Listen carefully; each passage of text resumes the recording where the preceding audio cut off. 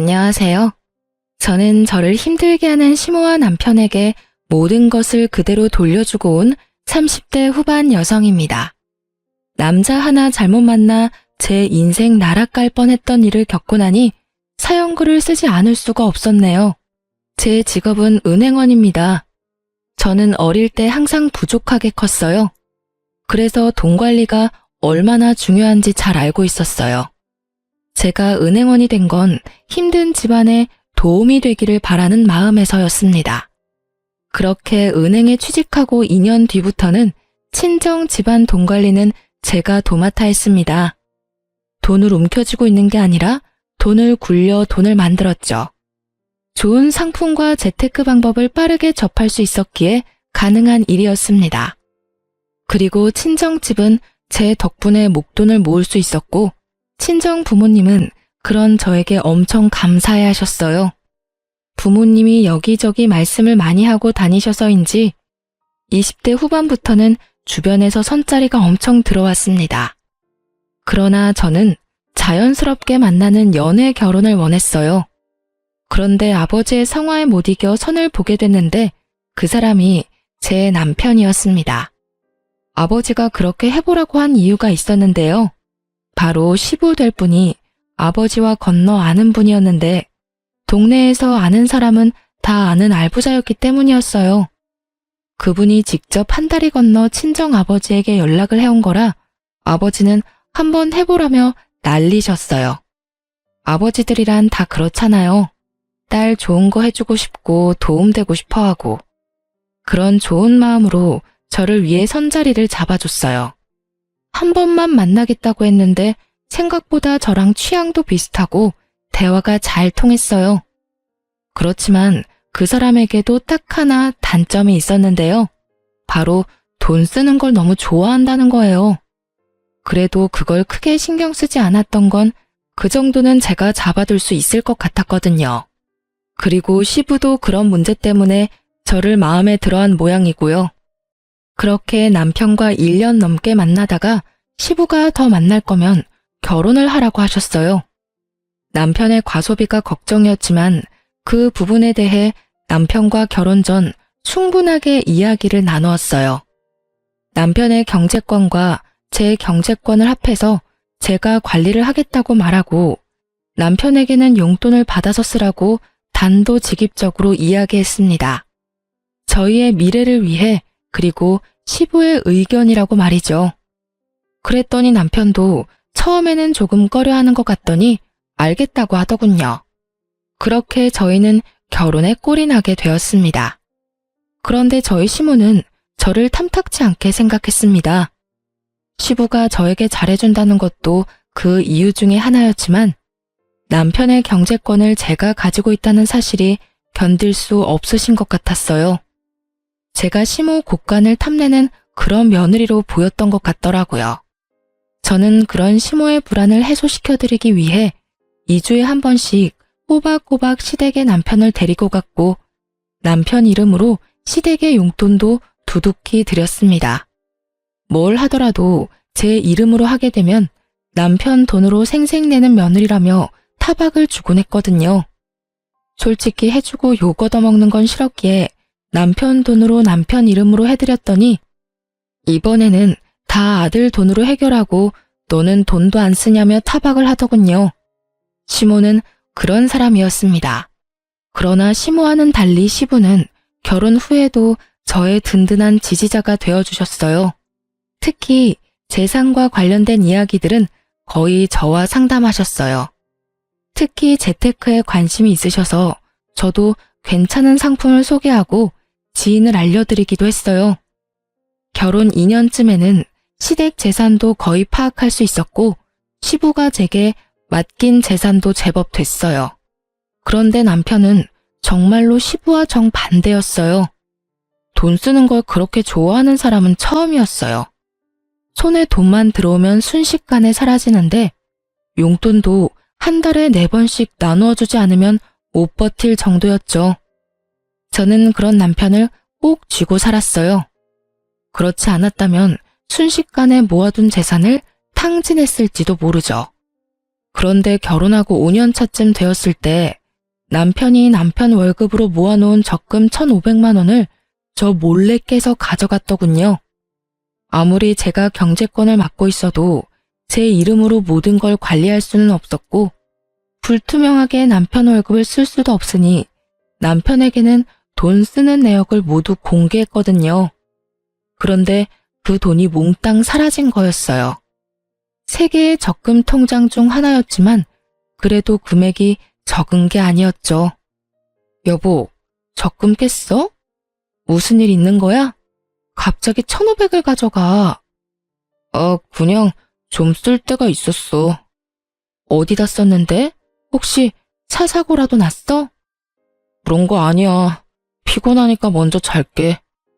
어디다 썼는지 알기라도 하면 마음이 좀 개운해질 텐데 남편은 어디다 썼는지도 알려주지 않았어요. 결국 남편과의 실랑이는 그 주 주말에 있던 시댁 모임에서까지 이어졌습니다. 저는 남편에게 틈이 날 때마다 어디에 그 돈을 썼는지를 계속 추궁했고 남편은 귀찮은 얼굴로 제 말에 짜증만 내고 있었어요. 그리고 시모에게 그 모습을 들켜버렸죠. 시모는 제게 한마디 하더군요. 예, 너는 무슨 애를 그렇게 잡아? 도대체 뭐 때문에 그렇게 남편을 귀찮게 하는 거니? 어머님, 그게 아니라 이 사람이 저 몰래 적금 통장을 깼는데 도대체 그 돈을 어디다 썼는지 알려주지를 않아서요. 제가 뭘 알아야 다음부터 대비를 할 수 있고 제 마음도 좀 편할 텐데 도무지 얘기를 안 해줘요. 남자가 쓸 데가 있었겠지. 도대체 그런 걸로 왜 사람을 귀찮게 하는 거니? 그래서 거지근성이라는 게 참 그래. 네가 없는 집에서 살아서 돈 쓰는 법을 몰라서 그런 건 알겠지만 돈도 써볼 줄 알아야 쓰는 거야. 이런 식으로 돈 쓰는 거 간섭하고 그럴 거면 너 그냥 이혼해. 왜 그렇게 안 맞는 사람이랑 같이 살고 있니? 어머님, 그런 말이 아니잖아요. 저는 1,500만 원이나 되는 돈을 어디다 썼는지 궁금할 뿐이라고요. 1,500이라는 액수를 듣자마자 시모가 살짝 멈칫하더군요. 당연하죠. 그 돈은 작은 금액이 아니었으니까요. 몇십만 원, 아니 차라리 몇백만 원이었다면 제가 이렇게까지 남편을 추궁할 일도 없었을 거예요. 그런데 거의 1,500이라는 돈인데 그 돈이 어디 갔는지조차 모른다는 건 말이 안 되잖아요. 남편이 뭔가를 샀으면 집안에 물건을 산 흔적이라도 있을 텐데 그런 것조차 없었으니까요. 금액이 좀 크기로써니 그게 그렇게 남편을 잡을 일이야? 우리 아들이 애도 아닌데 쓸 때 썼겠지. 남들 앞에서 이게 다 뭐 하는 짓이니? 꼴보기 사납게. 돈돈거리다가 나중에 고생하는 건 너야. 그 정도는 남편 일탈이라 생각하고 넘어가. 시모는 자기 아들을 잘 모르더군요. 돈 있으면 무작정 써버리는 그 남편의 습관조차 모르고 있는 것 같았어요. 하긴 모든 건 시부가 관리를 했으니 여태까지 남편이 자기 월급으로 무엇을 하든지 어머님은 상관하지 않았던 것 같아요. 게다가 시모가 빌려준 돈은 갚지 않아도 어차피 아들이니 언젠간 갚을 거라는 생각을 했던 것 같습니다. 저는 시모에게 남편의 상태에 대해 정확히 알려야겠다는 생각을 했습니다. 3달 뒤 저는 좋은 기회를 잡을 수 있었습니다. 저희 결혼할 때 시모가 남편에게 빌려준 돈이 있었어요. 무려 3천만 원이라는 돈이었는데 그건 시부도 모르는 돈이었어요. 제가 남편 월급으로 돈을 모은 이유도 나중에 시모가 그 돈을 달라고 하면 주기 위해서 모은 거였어요. 남편은 그 돈 갚지 않아도 된다고 했지만 또 모르잖아요. 그런데 시모가 돈을 돌려달라고 하더군요. 저는 잘 됐다 싶었어요. 그래서 남편에게 말했죠. 얼마 전에 어머님이 당신한테 빌려준 돈 갚으라고 전화 오시지 않았어? 나한테는 연락 오셨던데. 맞아. 3천만 원 갚으라고 하시네. 당신한테도 전화 오셨어? 내가 당신 월급 관리하는 거 아시니까. 어떻게? 저번에 깬 적금 1,500은 아직 있어? 그것 빼고 1,500만 줄까? 그거 다 쓴 지가 언젠데. 그걸 어디다 썼는지는 나한테 알려주지는 않았잖아. 하긴 내 돈도 아니고 당신 돈인데 어디다 썼든 알게 뭐야. 그럼 3천만 원 당신한테 줄 테니까 당신이 어머님한테 드려. 웬일로 나한테 시켜? 어머님이랑 그 1,500 때문에 당신이랑 헤어지라는 말까지 들었는데 내가 그걸 또 내 손으로 들여봐. 이번에는 또 무슨 소리를 들을지 모르잖아. 그랬지? 알았어. 그럼 내가 드릴게. 돈은? 통장 적금 이번 주 수요일 만기고 어차피 당신 명의 통장이니까 바로 돈 나올 테니 나오면 바로 전해드려. 딱 3천 들었어. 저는 그렇게 말하고 3천만 원이 든 통장을 남편에게 줬어요. 그리고 수요일이 되자마자 시모에게 돈 드렸냐고 남편한테 문자로 물어봤어요. 그랬더니 돈을 드렸다며 문자를 보냈더라고요. 그리고 기다렸어요. 금요일 아침부터 시모가 연락이 왔어요. 예, 너는 빌려간 3천만 원 수요일에 준다고 하더니 왜 아직까지 연락이 없어? 저는 올게 왔다는 생각을 하며 모르는 척 시모에게 되물었어요. 어머, 아직도 안 들어왔어요? 그 사람 통장에 모아놓은 돈인데 만기는 수요일이었거든요. 제 명의가 아니라 제 마음대로 할 수 없으니 그이한테 어머님 돈 드리라고 말했는데 아직도 안 들어갔단 말이에요? 그래, 아직 안 들어왔어. 빨리 넣어줘. 어머님, 그 돈은 이미 저한테 없어요. 그이가 애도 아닌데 알아서 드렸겠죠. 그런데 이상하긴 하네요. 수요일에 제가 남편에게 물어봤더니 돈 드렸다고 하더라고요. 너 설마 나한테 거짓말하는 건 아니겠지? 아들한테 물어봐도 되니? 그럼요. 꼭 물어보세요. 그리고 저는 보냈다는 문자 내용이 있는데 보내드릴까요? 됐다. 내가 전화해보마. 저는 전화를 끊고 그 뒤에 올 시모의 전화를 기다렸습니다. 저는 그 돈이 아직까지 남편에게 있을 거라고 생각하지 않았습니다. 돈만 있으면 다 써대는 사람이니 어딘가 썼겠죠. 저번에 1,500만 원이 그대로 사라진 것처럼 말이죠. 그런데 시모와 전화를 끊자마자 남편이 집에 들어오는 것입니다. 저는 좋은 구경하겠구나 싶어 시치미를 뚝 떼고 있었죠. 그랬더니 남편 전화로 연락이 오더군요. 엄마. 무슨 일이야? 그거? 좀만 기다려주면 안 돼? 아직 돈이 안 나와서. 뭐? 그렇게 말하면서 남편이 제 눈치를 보더군요. 저는 왜 그러냐는 눈빛으로 남편을 바라보았습니다. 남편이 한숨을 푹 내쉬더니 말하더군요. 혹시 오늘 엄마 전화 받았어? 전화 받았어.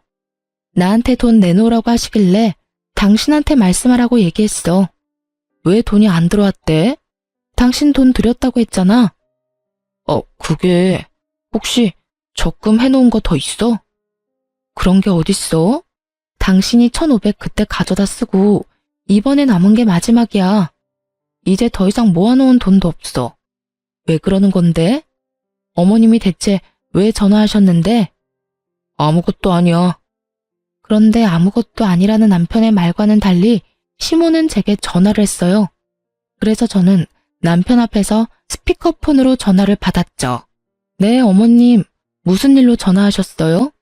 그이한테 전화는 해보셨어요? 너 도대체 중간에서 무슨 짓을 한 거야? 왜 애가 돈이 없다 그래?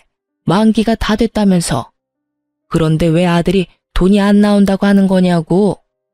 이상하네요. 지금 그이랑 같이 있는데 그이한테 다시 한번 물어보시겠어요? 제 말에 남편이 난처한 표정을 짓더군요. 거짓말을 하려고 했는데 딱 들킨 거죠. 당신 어머님한테 돈 안 드렸어? 무슨 일이야? 만기 수요일이라고 내가 말했잖아. 그게... 엄마, 내가 나중에 준다고 얘기했잖아요. 왜 전화까지 해서 이 난리야? 설마 너 그 돈 다 쓴 거니? 3천만 원이나 되는 큰 돈을?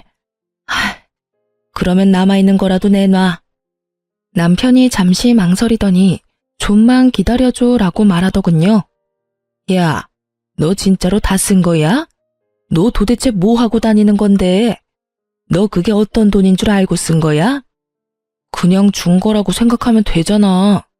결혼할 때 부모님이 도와주는 집도 많은데 그런 거라고 생각해. 왜 그걸 악착같이 다 받으려고 해? 너 그걸 지금 말이라고 하니? 우리가 너 결혼할 때 해준 게 얼마나 많은데. 지금 너희 살고 있는 집도 너희 아버지 명의로 된 아파트잖아.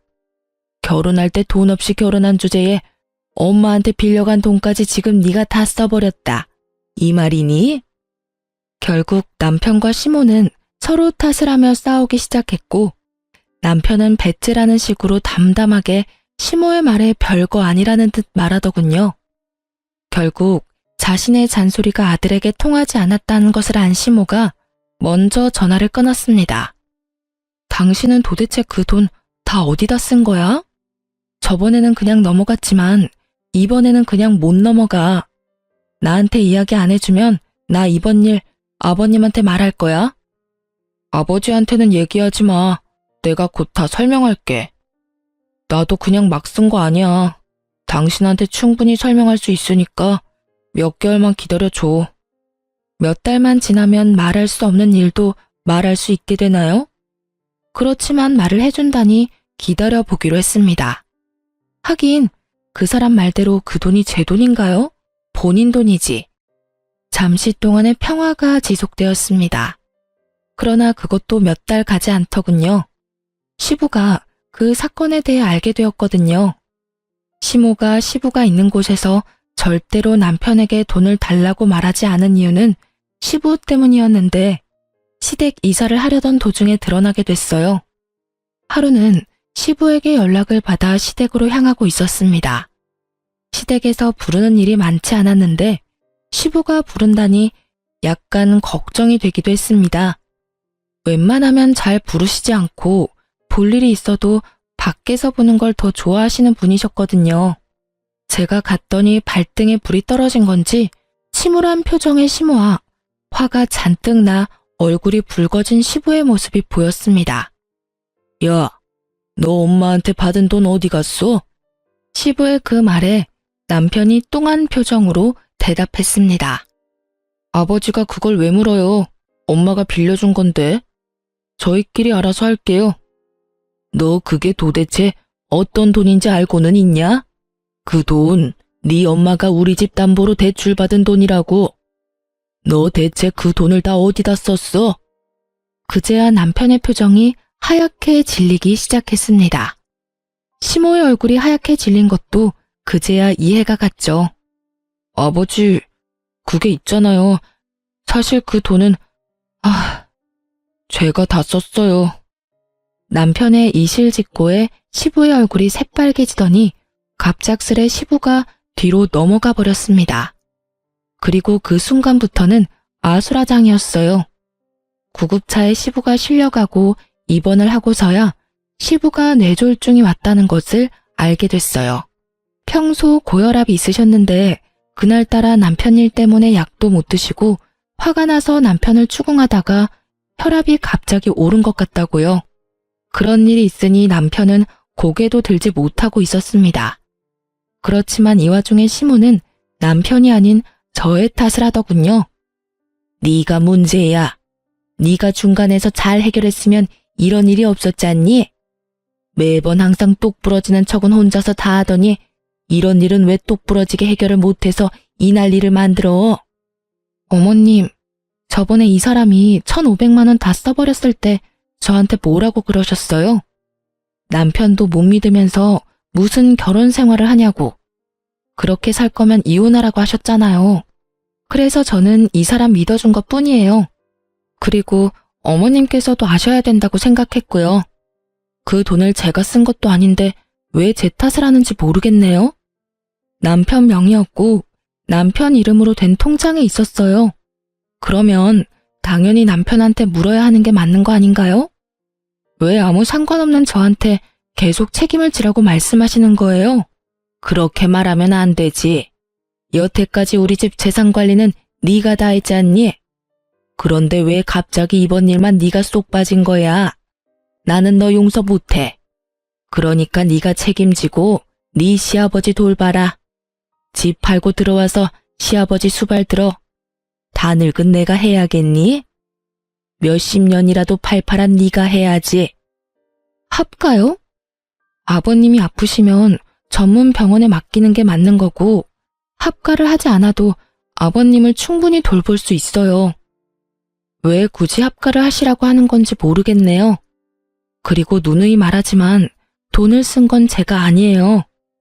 어머님이 저한테 뭘 원하는지는 모르겠는데 그런 걸 원하시기 전에 아들하고 이야기를 더 해보세요. 그 1,500, 3,000 어디다 썼는지요. 남편이 그 돈 몰래 안 썼으면 아버님 쓰러질 일이 있었겠어요? 그리고 당신이 이야기해봐. 왜 당신이 저지른 일 때문에 내가 이렇게 스트레스를 받아야 해? 나는 이런 식으로 합가하는 건 원하지 않아. 아버님이 아프셔서 내가 정말로 집에서 수발을 들어야 한다면 모르겠지만 지금 당장 병원에 있으셔야 하는데 왜 합가를 해? 우리 집에서도 충분히 가능한 일인데. 당신 진짜 너무 뻔뻔한 거 아니야? 어떻게 아버지가 아프신데 돈 얘기만 할 수 있어. 그리고 합가를 안 하겠다는 건 아버지 수발을 들지 않겠다는 얘기잖아. 집에서 들든 시댁에서 들든 아무 상관없으면 시댁에서 들어도 되는 거잖아. 네가 합가 반대하면 난 너랑 이혼할 거야. 어차피 우리 사이에 아이도 없잖아. 이상한 생각이 들었습니다. 남편이 왜 저렇게 뻣뻣하게 나오는 거죠? 지금 당장 저와 시부에게 빌고 빌어도 모자랄 판에 이혼을 하자고 하다니요. 저는 당황스러워서 남편에게 물었습니다. 설마 지금 당신 나하고 이혼하자고 이야기하는 거야? 그래. 합가 안 할 거면 이혼해. 당신한테 정말 실망했어. 아버지 아픈데 어떻게 그런 말을 할 수가 있어? 우리 아버지한테 이쁨 받은 건 당신이잖아. 그러고는 남편이 자리를 떠버리더군요. 저는 남편 몰래 사람을 써서 뒤를 캤어요. 그런데 깜짝 놀랄 만한 소식을 듣게 됐어요. 남편에게 다른 여자가 있었습니다. 숨길 생각도 없이 만나고 있더군요. 게다가 바람피는 여자는 제가 아는 사람이었습니다. 제 건너 지인이었거든요. 평이 그렇게 좋은 사람은 아니었습니다. 친구 말로는 상여우라고 하더군요. 자신의 외모를 이용해 총각 유부남 가리지 않고 돈 뜯기로 유명한 여자라고 했습니다. 그래서 저는 그 여자의 SNS를 타고 들어갔습니다. 남편과 바람피는 걸 확인할 수 있지 않을까 싶어서요. 그런데 몇 달 전부터 굉장히 많은 사진이 올라오더군요.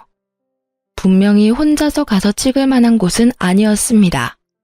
게다가 남편이 적금을 깬 그날 올라온 사진을 보니 100일 선물로 받은 명품 가방 사진이라며 사진을 떡하니 올려놨더군요. 그제서야 감이 딱 왔습니다. 이 남자가 이 여자 명품백을 주려고 적금을 깼구나 하고요. 그리고 3천만 원의 행방도 안 봐도 뻔했던 거죠. 제 남편과 그 여자가 사귀는 동안 그 여자의 사진에는 온갖 종류의 명품들이 다 올라왔습니다. 비싸고 유행하는 물건들. 그걸 보고 저는 정이 확 떨어졌어요. 저와의 결혼 기념일에는 케이크 하나 사준 적 없는 사람이었습니다. 용돈을 받는 처지에 케이크 살 돈이 어디 있냐고요? 저도 남편에게 용돈을 주는 생활을 하면서 그런 걸 바라지도 않았습니다. 아니, 바랬지만 뒤로 갈수록 바라지 않게 되었다는 것이 맞는 말이겠죠. 그런데 그 여자에게는 적금까지 깨서 명품을 선물한 걸 보고 남편의 의도를 제대로 확인해버렸죠. 남편이 그 돈의 행방을 말하지 않은 이유는 명확했습니다. 몇 달 뒤에는 저와 이혼하고 그 여자와 함께할 미래를 미리 그리고 있었던 거예요. 거기까지 생각이 미치니 남편과의 결혼을 유지해야 할 어떤 이유도 없었습니다. 저는 남편과의 이혼을 마음속으로 이미 결정했습니다. 합가를 하지 않으면 이혼을 하겠다는 그 말은 그냥 해본 말인 거죠. 그렇다면 원하는 대로 해줘야죠.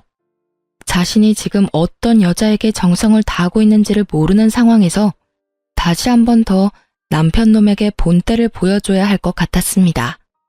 저는 남편을 불렀습니다. 합가 안 하면 이혼하겠다는 당신 생각 변함없어? 변함없어.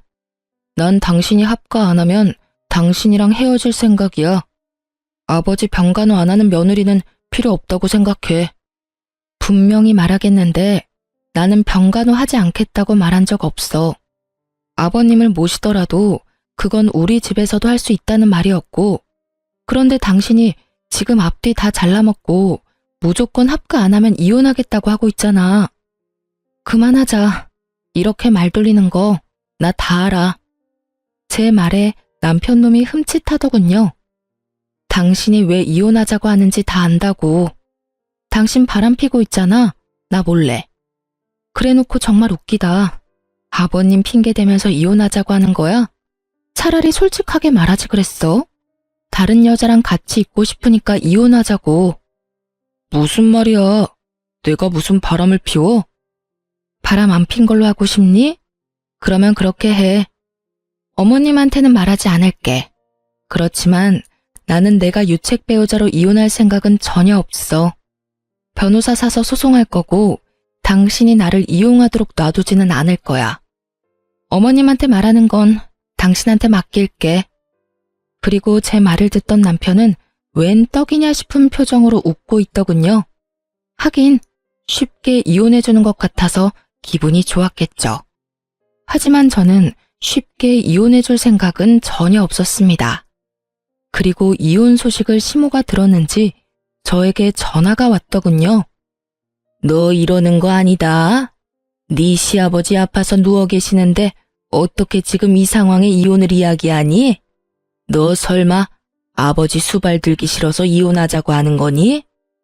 그런 거 아니고 이혼은 그 사람이 먼저 이야기를 했고 저는 합가를 들지 않아도 아버님 수발을 들겠다고 분명히 말했어요.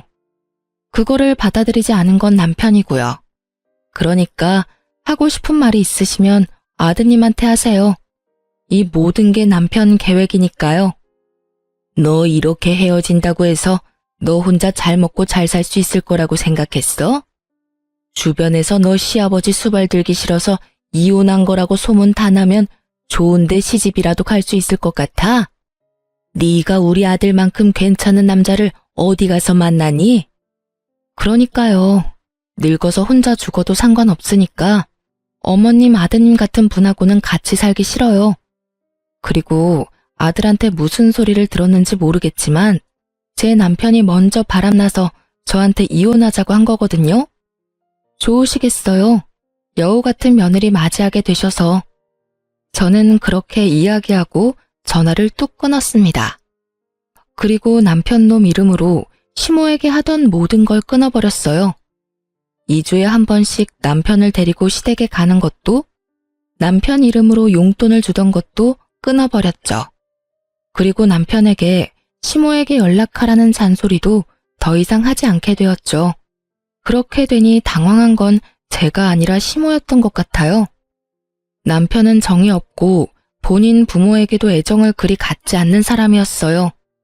그 사람에게는 돈만 중요할 뿐이지 부모는 그 뒤 이야기였거든요.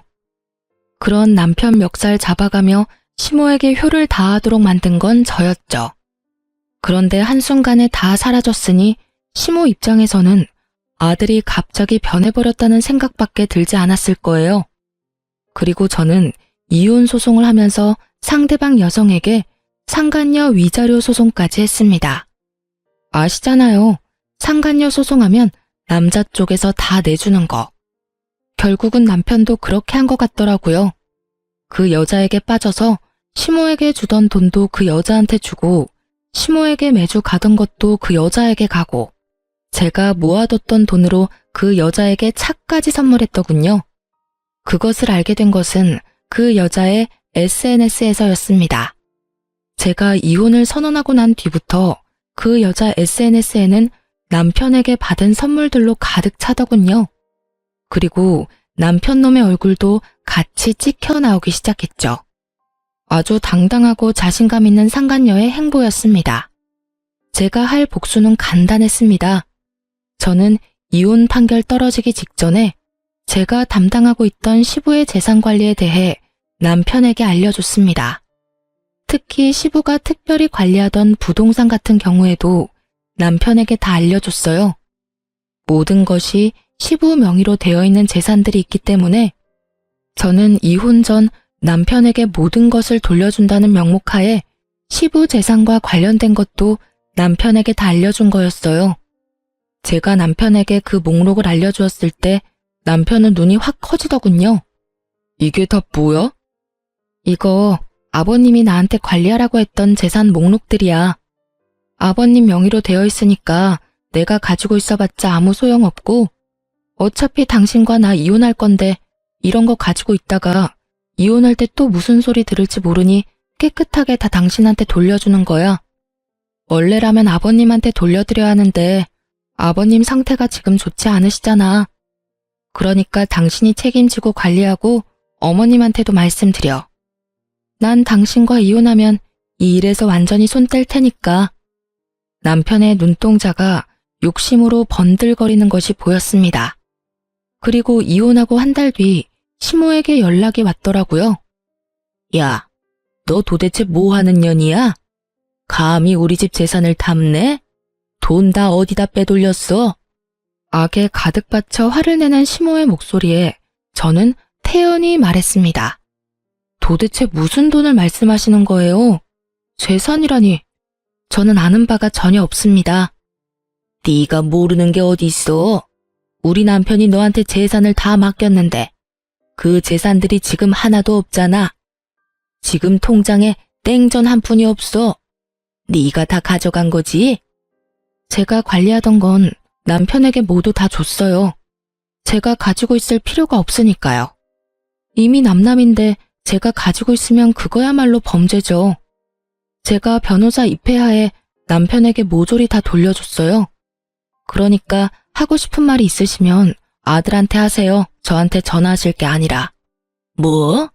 너 설마 진짜로 우리 아들한테 그 돈을 다 줬니? 네. 아버님 그렇게 되고 후견인이 남편밖에 없잖아요. 그래서 준 거예요. 네가 지금 정신 나간 짓을 했어. 너 지금 집이 어떻게 돌아가는지 아니? 부동산에 적금에 병원비까지 탈탈 털렸어. 그리고 나랑 남편이 내는 보험까지 다 해지하고 해지 환급금까지 아들이 다 가져갔더라. 너 어떻게 이럴 수가 있어? 네가 그걸 우리 아들한테 주지 말고 나한테 줬어야지. 왜 그걸 아들한테 줬냔 말이야? 이상하네요. 어머님이 저번에 그러셨잖아요. 아들이 애도 아니고 뭐가 그렇게 못 믿겠냐고요.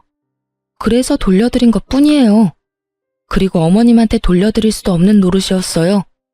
저랑 그 사람 이혼한다고 어머님이 저한테 얼마나 화를 많이 내셨어요? 제가 어머님하고 이야기를 하고 싶었겠어요? 너 설마 우리한테 엿먹이려고 지금 이런 짓 하는 거니? 너 우리 돈 다 털리라고 아들한테 돈 쥐어준 거야? 어머님, 아들을 좀 믿으세요. 항상 저한테 하시던 말씀이었잖아요. 아드님이 뭐 별다른 짓 했겠어요? 알아서 잘 썼겠죠. 필요한 곳에. 지금 그게 아니니까 너한테 하는 말이잖아. 내가 아픈 남편 수발드는 와중에 지금 이런 일까지 당해서 정신이 없어. 병원비를 내려니 통장에 땡전 한 푼도 없고 왜 그 돈을 아들한테 준 거야? 아, 내가 못 살아. 그 새끼가 돈을 얼마나 펑펑 쓰는지 네가 잘 아는데 왜 그걸 줬단 말이야. 아이고, 내 돈. 아이고, 내 돈. 그걸 저한테 말씀하셔도 저와는 상관없는 일이에요. 저는 제가 왜 이런 전화를 받아야 되는지도 모르겠고요. 제가 할 일도 끝났고 서로 간에 해결해야 될 문제도 다 끝났어요. 이혼 판결 나왔고 그리고 그 사람이 바람펴서 이혼하는 바람에 유책 배우자 돼서 저한테 위자료도 지급해야 했죠. 다행히 아닐 수 없네요. 그래도 위자료는 제대로 들어왔거든요. 상간녀 위자료도 잘 들어왔더라고요. 전 남편이 대신 내줬나 봐요. 그 돈이 어디서 났는지는 잘 알겠네요. 여하튼 저는 할 얘기 없으니까 앞으로 저한테 전화하지 말아주세요. 전화를 끊으려는데 갑자기 울먹거리는 시모의 목소리가 들려왔습니다. 며느라가 미안하다. 내가 잘못 생각했어. 너랑 우리 아들이 헤어지는 게 맞다고 생각했는데 그게 아니었다. 그 상간녀는 우리 집에 들어와서는 안 돼. 그동안 네가 얼마나 고생했는지 내가 이제 알겠다. 이제 알았어. 네가 잘해준 것도 모르고 내가 그렇게 굴어서 정말 미안했다. 그러니까 제발 돌아오지 않을래? 우리 아들이 정신이 나갔나 봐. 그 여자한테 정신이 팔려서 부모를 내팽겨쳐두고 보살피지도 않고 있어. 게다가 집안에 있는 돈은 씨가 다 마를 정도야. 제발 부탁이다. 돌아오면 안 되겠니?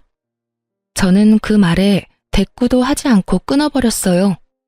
들려오는 소문에 의하면 시모는 그날 쓰러진 뒤로 병원 신세를 지고 있고 남편과 상간녀는 결혼식을 위해 열심히 돌아다니고 있다고 하더군요. 시부가 쓰러지든지 말든지 시모가 쓰러지든지 말든지 아무 상관없이 열심히 비싸고 좋은 거 구경하면서 돌아다녔더군요. 사업을 하는 시부가 쓰러져서 돈 벌어다 줄 사람도 없는데 돈을 그렇게 써대는 걸 보니 조만간 돈이 다 떨어질 것 같더라고요. 게다가 시모 성격도 보통이 아니잖아요. 남편이 결혼하겠다고 데려온 예비 며느리를 가만히 둘 성격은 아니었습니다. 그렇지만 이 모든 것들은 제가 신경 쓸 일이 아니었습니다. 저는 이미 헤어진 사람이고 이혼을 했으니까요. 그들의 일은 그들에게 맡기는 게 현명한 일이겠죠. 이렇게 저는 남편과 헤어지고 새로운 인생을 살게 되었습니다. 그렇게 이혼하고 2년 뒤에 시모와 남편을 만나게 됐어요. 최근이었어요. 장소는 바로 변호사 사무소였습니다. 뜬금없는 장소에서 정말 우연히 마주친 저는 아무 말 없이 지나려고 했는데 시모가 제게 말을 걸어오더군요. 너도 이제 개인 회생하러 왔니? 아니면 파산? 내가 그렇게 너한테 울면서 매달렸는데도 너 정말 매정하게 우리 버리고 갔더라. 네가 아들이랑 이혼하는 바람에 집안이 풍비박산이 났어. 결혼했으면 끝까지 남편을 책임졌어야지. 뭐하러 남편 내버려뒀다가 집안을 엉망진창으로 만들어. 네가 우리 아들을 망쳐놨어. 이게 전부 다 네 탓이야. 그래, 우리 이렇게 만들어 놓고 너는 편하게 살 줄 알았니? 너도 봐, 개인 회생하러 왔잖아. 2년이 지났는데도 여전하시더라고요. 미안하다고 했던 건 거짓말이었나 봅니다. 제가 뭘 잘못했어요? 말해보세요. 제가 잘못해서 이혼했나요? 저 사람이 다른 여자 만나면서 돈 쓰느라 이혼하게 된 건데 모두 제 탓이라고요? 제가 그렇게 할 이유가 전혀 없잖아요. 저는 아버님 재산을 불리려고 노력했으면 했지 이런 소리 들을 만큼 나쁜 짓 한 건 없어요. 내가 모를 줄 알았니? 우리 아들이 너한테 그렇게 돈을 많이 썼다며? 네가 그렇게 사치스러웠다는데 우리 집안 돈 네가 가져간 거 맞잖니? 돈 관리한다는 명목으로 네 재산 가져간 것도 너지? 시모가 하는 어이없는 말에 저는 전 남편 놈을 쳐다봤습니다. 전 남편 놈은 다른 곳을 쳐다보며 제 눈을 바라보지 않더군요. 자기 잘못을 끝까지 반성하기는커녕 제게 뒤집어 씌우는 걸 보며 저는 화가 났습니다. 제가 남편에게 무언가를 많이 받아봤다면 그런 말을 들어도 할 말이 없었을 거예요. 그런데 저런 남편에게 결혼기념일 선물도 받아본 적이 없거든요. 저는 시모에게 어이없다는 듯이 말했습니다. 저 남자가 무슨 말을 어떻게 했는지 모르겠지만 저는 남편에게 결혼기념일 선물도 받은 적이 없어요. 제가 용돈을 주는 생활을 하다 보니 남편이 그러더군요. 용돈 받는 처지에 선물은 못 산다고요. 그래서 각자 선물을 준비하는 대신 생활비에서 돈을 조금 떼서 커플 신발이나 커플 옷을 사는 게 저희 결혼기념일을 보내는 방법이었어요. 엄밀히 따지면 제 돈으로 신발 산 거랑 뭐가 다르죠? 저도 생활비를 내고 저 사람도 생활비를 내는데 거기다 더 웃긴 건 케이크나 음식은 제가 모두 다 준비했거든요.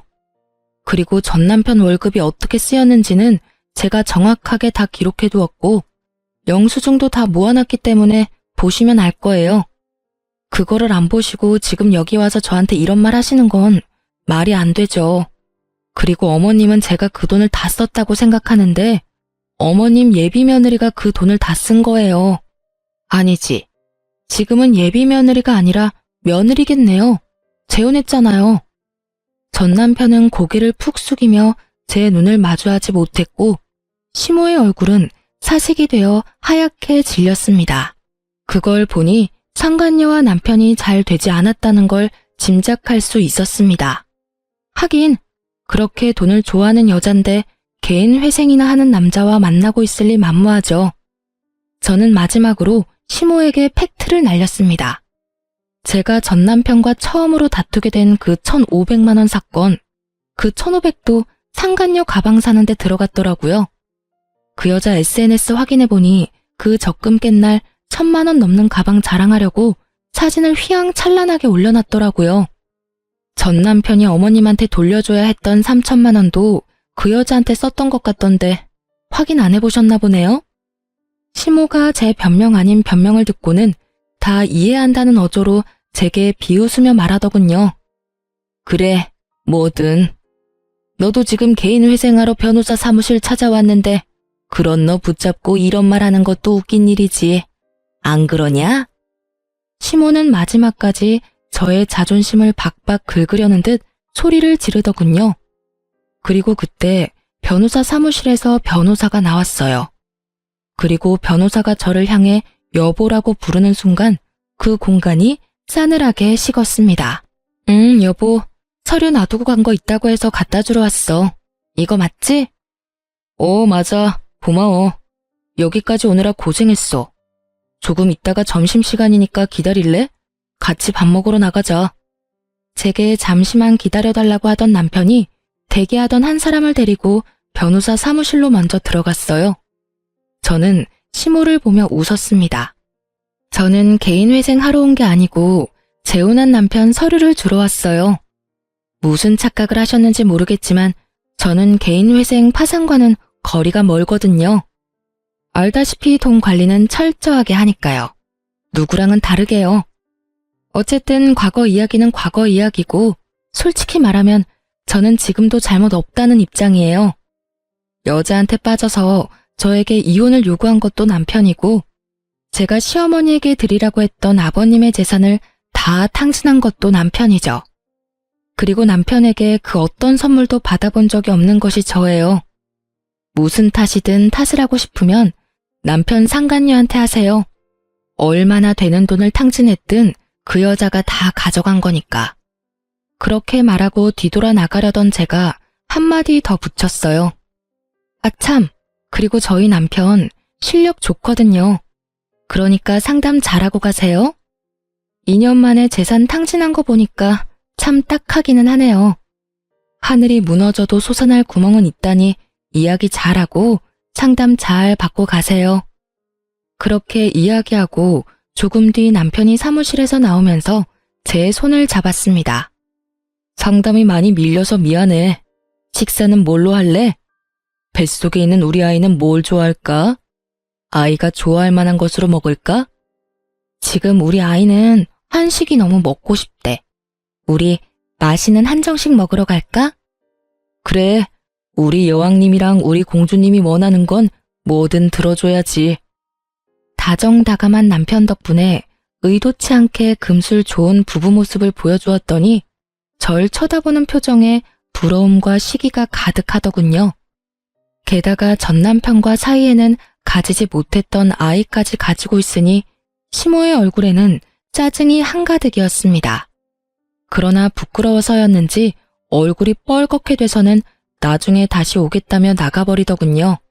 도망가는 두 사람의 모습을 보니 참으로 웃겼습니다.